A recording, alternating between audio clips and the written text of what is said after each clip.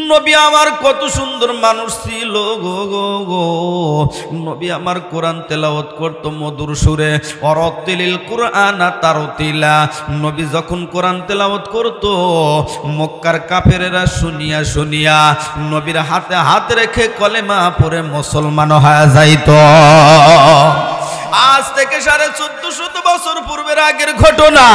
এরকম ভাবে নবী যখন কোরআনের কথা বলতো উতবা সাইবা মুগীরা এরা ষড়যন্ত্র করতো। আবু জেহেল মক্কা শহরে ঘোষণা করে দিল, ওয়াকালাল্লাযীনা কাফারু লা তাসমাউ লিহাযাল কুরআন। যেখানে কোরআনের কথা হবে সেখানে গিয়ে তোমরা হট্টগোল করবা, বাধা দিবা, মারামারি করবা, এতে যা যত কিছু লাগে আমি আবু জেহেল তোমাদের পক্ষে কাজ করব। ও বাজান রে, আবু জেহেল কোরআনের বন্ধু ছিল না দুশমন ছিল? কোরআনের শত্রু ছিল আবু জেহেল। কিন্তু আমার আপনার নবী কোরআন তেলাওয়াত করতো, গুনগুন গুনগুন করে কোরআন তেলাওয়াত করতো। নবী গো ইয়া রাসূলুল্লাহ ইয়া হাবিবাল্লাহ, ইয়া রাসূলুল্লাহ ইয়া হাবিবাল্লাহ, আপনি কোরআন পড়লে এতই মজা লাগে, এত মধুর লাগে, আমাদের কলিজায় ধোলা দেয় নবী। ও নবী আপনি এত সুন্দর সুর কোথায় থেকে পাইলেন? নবী বলে, শোনো শোনো, এ সুর আমি পাই নাই, এই সুরটা আমার আল্লাহ আমাকে দান করেছে। জোরে বলুন মারহাবা। আল্লাহ যদি বান্দাকে কোনো কিছু দিয়ে দেয়, মানুষ কি সেটাকে সরাইতে পারবে? পারবে? কোনোদিনও না, কখনো না। আবু জেহেলের কাছে নালিশ নিয়ে আসলো উতবা সাইবা মুগীরা, এরা নালিশ নিয়ে আসলো, ওগো আবু জেহেল মক্কা শহরে আব্দুল্লাহর পোলা মুহাম্মদ ও কোরআন তেলাওয়াত করে, আর এই কোরআন তেলাওয়াত শুনিয়া আমাদের বাপ দাদার ধর্মের লোকগুলো এগুলা কলেমা পড়ে পড়ে মুসলমান হয়ে যাইতেছে। শোনেন এই লোকটাকে মারা লাগবে, হত্যা করা লাগবে। ও আবু জেহেল তাড়াতাড়ি মুহাম্মদ রে ধরা লাগবে, মুহাম্মদ রে হত্যা করা লাগবে। এমনি করে যখন শোনায় দেয়, শোনানোর সঙ্গে সঙ্গে বলতেছে, আব্দুল্লাহর পোলা মুহাম্মদ রে যেখানে পাইবা সেখান থেকে গিয়ে তোমরা ধরে নিয়ে আসবা। নাগোবাজান নাগা দিনের নবীকে এনে এই ব্রাহ্মপন্থী গুলো মারতে পারবে না, সমস্ত মানুষগুলো কলেমা পড়ে মুসলমান হয়ে যাবে। জোরে জোরে বলুন মারহাবা। ইয়া রাসূলুল্লাহ ইয়া হাবিবাল্লাহ, নবী গো ইতিম নবীর সাথে আছে আমার আল্লাহ। দুনিয়ার মানুষ কি এই ইতিম নবীর উপরে কোনো কিছু করতে পারবে? পারবে। আল্লাহ যদি বান্দার সাথে থাকে শয়তান কোনোদিনও বান্দারে কিছুই করতে পারবে না। জোরে আওয়াজ দা বলুন কথা ঠিক কিনা? কলেমা বড় লা ইলাহা, জোরে লা ইলাহা, জোরে লা ইলাহা, জোরে জোরে লা ইলাহা। ও দেশের বাইরে বল না কোথা যাই রে, একটু শান্তি বলো কোথায় গিয়ে পাই রে। ও দেশের বাইরে বল না কোথা যাই রে, একটু শান্তি বলো কোথায় গিয়ে পাই রে। পাম্পে তেল নাই, আমাগো বেল নাই, কওয়ারও জায়গা নাই, সবারও কায়দা নাই। শান্তি পেতে হলে দিনের পথে আই রে, শান্তি পেতে হলে খোদার পথে আই রে। ও দেশের বাইরে বল না কোথা যাই রে, একটু শান্তি বলো কোথায় গিয়ে পাই রে। আইনের শাসন নাই, অস্ত্রের অভাব নাই, খুন করে ল্যাংরা বাবু রাতারাতি ছাড়াও পায়। বিচারপতির বেতন আছে, বিচার কোথাও নাই রে, ঠিক কিনা? বিচারপতির বেতন আছে, বিচার কোথাও নাই রে। ও দেশের বাইরে বল না কোথা যাই রে, একটু শান্তি বলো কোথায় গিয়ে পাই রে। পানির কলে পানি নাই, তাতে কি আসে যায়, বিদ্যুতের খবর নাই, উন্নতির জোয়ার বয়, সেই জোয়ারে বেশে বেশে দেশ গেছে খুলনাই রে। কথা কন? আর সেই জুয়ারে বেশে বেশে দেশ গেছে খুলনাই রে, ও দেশের বাইরে বল না কোথায় যাই রে, একটু শান্তি বলো কোথায় গিয়ে পাই রে। বাজারটা গরমা আছে যাবেন না মাছের কাছে, পেঁয়াজের ঝাঁঝা আছে মরিচের ঝাল বেড়েছে, ওই বাজারে গেলে পারে পুরে হবি সাই রে, কথা কোন ঠিক কিনা? আরে ওই বাজারে গেলে পারে পুরে হবি সাই রে, ও দেশের বাইরে বল না কোথায় যাই রে, একটু শান্তি বলো কোথায় গিয়ে পাই রে। আওয়াজ দে বলো কথাগুলো ঠিক কিনা ভাই? ও সোনার বাইরে, ইমানদার কাহাকে বলে? ইমানদারকে ইমান আনয়ন করছিল একটা বেঈমান বেদিনের ঘরের লোক, এরকম ভাবে তার নামটা ছিল আব্দুল উজ্জা। আব্দুল উজ্জা কেমন ছোট্ট মানুষ ছিল, এই ছোট্ট বালক রাইখা এবার ওর মা মারা যায়। আব্দুল উজ্জার মা ছোট্ট বেলায় আব্দুল উজ্জারে রাইখা যখন মারা যায়, বাবা আর একটা বিবাহ করে। বাবা যখন বিয়ে করে তখন আব্দুল উজ্জা ইতিম মানুষ। আব্দুল উজ্জাকে বলে, আব্দুল উজ্জারে তুমি পড়ালেখা করবা আর আমার বাড়িতে এরকম ভাবে তোমার সৎমার কাছে থাকবা। এমনি করে আব্দুল উজ্জার বাবা আব্দুল উজ্জারে রাইখা দিন মজুরি করার জন্য ভিনদেশে চলে যায়। ভিনদেশে যখন যায় একদিন নয়, 2 দিন নয়, 7 দিন হলো বাবা আসে না। বাবা এই বাবা যখন সন্তানটাকে সৎ মার কাছে রাইখা চলে যায়, চলে যখন যায় আব্দুল উজ্জারে সঠিক মতো খাইতে দেয় না, ইতিম মানুষ মানাগা। আব্দুল উজ্জা এরকম ভাবে চোখের পানি ছেড়ে ছেড়ে কান্দে আর বলে, ও আল্লাহ, ও বাবা, আমার তো মা নাই, তুমি যেই মার কাছে রেখে গেলা এই মা তো আমাকে ভালোবাসে না। সৎ মা কোনোদিন কি আর একটা সন্তান দেখতে পারে? এই পারে কোনোদিনও না, কখনো না, খাইতে দেয় না। আব্দুল উজ্জা চোখের পানি ছেড়ে দে কান্দে। আব্দুল উজ্জা চোখের পানি ছেড়ে দে কান্দে আর বলে, কান্দে যখন চোখের পানি ছেড়ে দে কান্দে। বাবা কিছুদিন পর যখন চলে আসে বাবাকে ধরে কান্না করে, বাবা, ও বাবা, তুমি কার কাছে আমারে তুমি রাইখা গেছো বাবা? ও বাবা, তুমি আমারে কার কাছে রাইখা গেছো? এটা কি আমার মা না? আমার মা যদি হইতো আমারে সঠিক মতো খাইতে দিত। আমার মা তো আমারে খাইতে দেয় না, আমার মা আমার আদর করে না। আব্দুল উজ্জা চোখের পানি ছেড়ে দেয় কান্দার বলে, বেটা রে, এটা তো তোর আসল মা না, এটা কইছে তোর সৎ মা। বলতেছে, বাবা আর আমাকে রাইখা জানি তুমি কোথাও যাও না বাবা, তুমি যেখানে যাইবা আমি আব্দুল উজ্জাকে সঙ্গে কইরা লিয়া যাইবা। আব্দুল উজ্জার বাবা চোখের পানি ছেড়ে দে কান্দার বলে, বেটা রে, আমি একজন গরিব মানুষ, আমি তোমার কেমনে কইরা লেব বেটা? আমি অপরের বাসায় কাজ করি, দিন মজুরি করি, আমি ওইগুলো কামাই করে নিয়ে এসে বেটা তোমাদের লিয়ে আমি খানা পিনা করি। এমনি করে যখন বলে, বেটাকে রাইখা যখন আব্দুল উজ্জাকে রাইখা যখন বাবাই চলে যায়, সৎ মার কাছে রেখে যখন চলে যায়, এবার খবর আসে আব্দুল উজ্জার বাবা আর দুনিয়ায় নাই। আব্দুল উজ্জার বাবা মারা যায়। আব্দুল উজ্জা এখন কোথায় থাকবে, কি খাবে, কি করবে? এবার সৎ মা মনে মনে চিন্তা লাগায়, আমি বা কি খাবো? আব্দুল উজ্জারে আমি কোথায় রাখবো?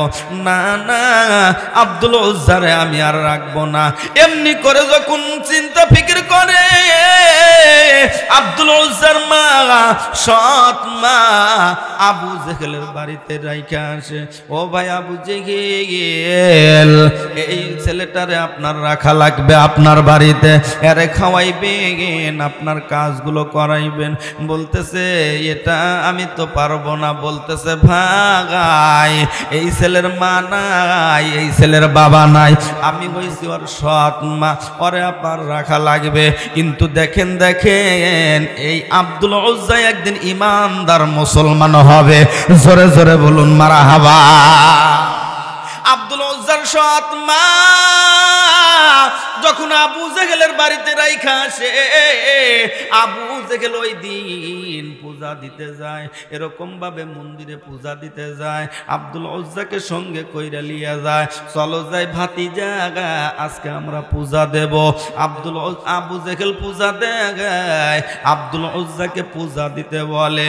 বলে চাচা এটা আবার কি কয় মন্দির, এটা কি কয় গির্জা, এখানে পূজা দিলে কি হয়? 8 বছর বয়স, 8 বছরের বালক আব্দুল উজ্জা বলতেছে চাচা এগুলা করলে পারে কি হবে? বলতেছে এত কিছু বলা লাগবে না, আমি যেগুলা করব তুমি সেইগুলা কাজ করবা। বলতেছে চাচা আমি ঠিকই করব। ও বাজাগান এরা লাভ মানে হুজ্জা মানে দেবতার পূজা করে, আব্দুল উজ্জা এগুলা পছন্দ করে না। জোরে জোরে বলুন মারহাবা। মুসলমান ভাইয়ারা, আব্দুল উজ্জা ঈমান আনয়ন করবে।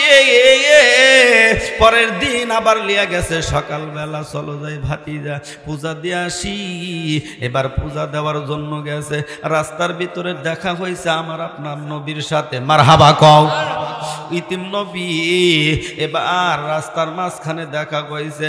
ও চাচা বুঝে গেল, আপনি যদি একবার কলেমা পড়েন, একটা বার যদি আপনি কলেমা পড়েন, আপনার জন্য জান্নাত ওয়াজিব হয়ে যাবে, জাহান্নাম হারাম হয়ে যাবে।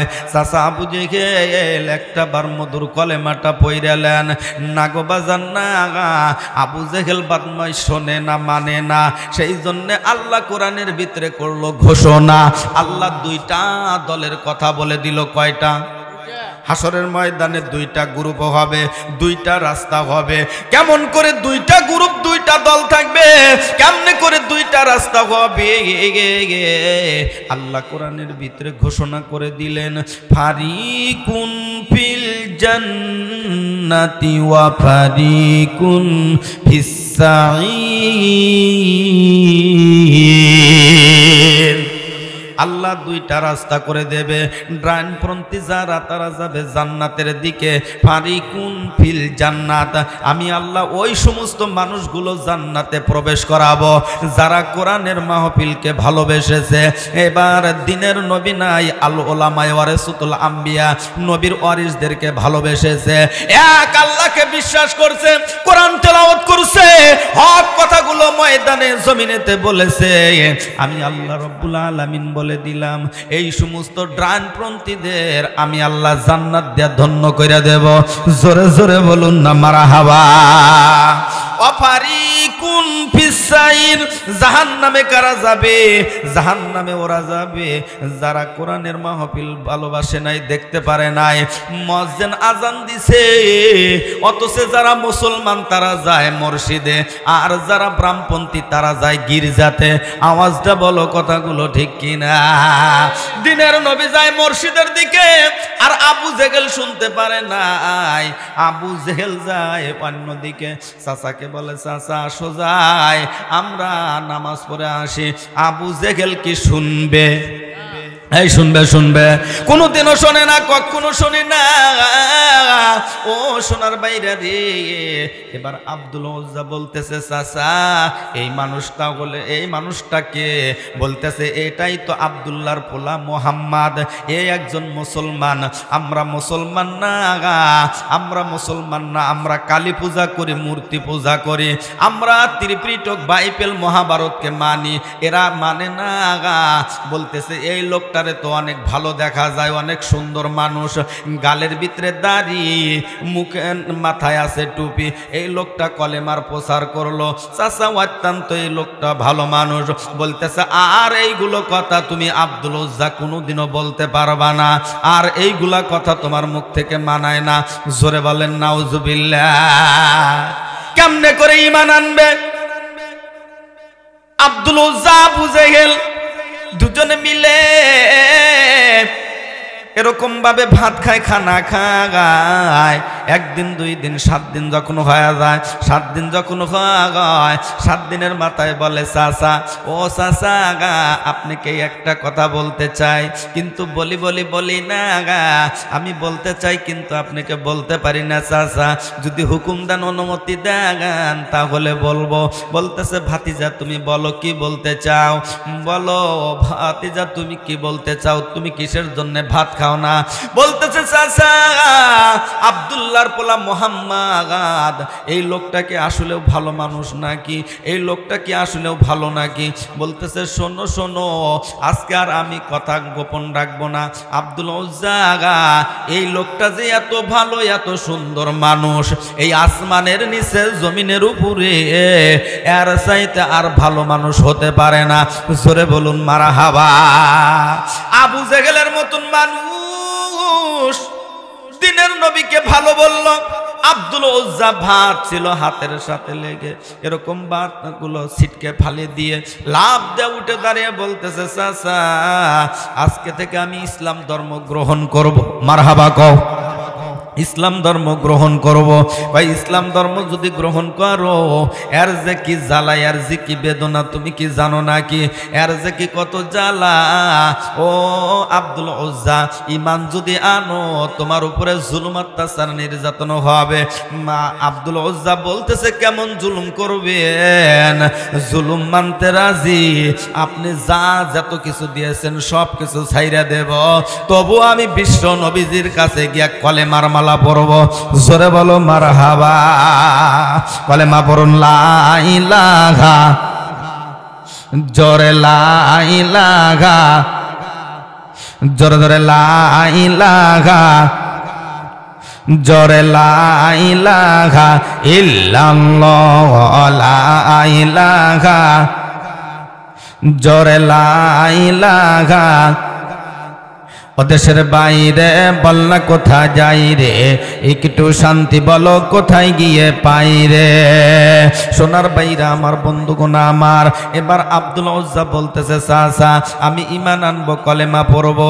বলতেছে ভাতিজা রে ঈমান আগেই তুমি আনতে পারবা না, ঈমান যদি আনো তাহলে যা আমি তোমাকে সম্পদ দিছি, বাড়ি ঘর করে দিছি, সব কিছু আমার তা আমারে ফিরিয়ে দেওয়া লাগবে। আব্দুল উজ্জা বলতেছে চাচা আমি সব কিছু আপনাকে ফিরিয়ে দেব, তবু আমি মুহাম্মাদের কাছে চলে যাব, আমি ওই ইসলাম ধর্ম গ্রহণ করব। এমনি করে যখন শোনায় দেয়, শোনানোর সঙ্গে সঙ্গে আব্দুল উজ্জা এরকম ভাবে চোখের পানি ছেড়ে দেয়া কান্দে আর বলে ও আবু জেহেল শোনেন শোনেন চাচা শোনেন, আমার তো মা নাই আমার বাবা নাই, আপনি আমাকে দিয়ে পূজা এরকম ভাবে মন্দিরের কাছে লিয়া দান, আমার ওই ধর্ম ভালো লাগে না, আমার ভালো লাগে একমাত্র আমার এই যে নবী যে এত সুন্দর করে কলেমার প্রচার করে এইগুলো ভালো লাগে, আমার এই ধর্মটা ভালো লাগে না, আমার ভালো লাগে মুহাম্মাদের ধর্ম। ও চাচা আমি যাব, আমি মুহাম্মাদের দরবারে যাব। এবার মুহাম্মাদের দরবারে যখন যাইতে লাগে বলতেছে ভাতিজা আব্দুল উজ্জা শোনো, তোমাকে যা যত কিছু সম্পদ দিছি, বাড়ি দিছি, ঘর দিছি, সব কিছু আমার তামারে ফিরাইয়া দাও। বলতেছে চাচা আপনার সব কিছু আপনার তা আপনাকে ফিরাইয়া দিলাম, আমি আপনার তা আপনাকে ফিরাইয়া দিলাম, সব কিছু লিয়ালেন, তবু আমি মুহাম্মাদের দরবারে যাব। মুহাম্মাদের দরবারে যাবে রে বাবা। এবার আবু জেহেল বলতেছে এমনি করে বড় বড় চোখ করে তাকায় আছে, তাকিয়ে দেখে আরো কিছু আছে নাকি।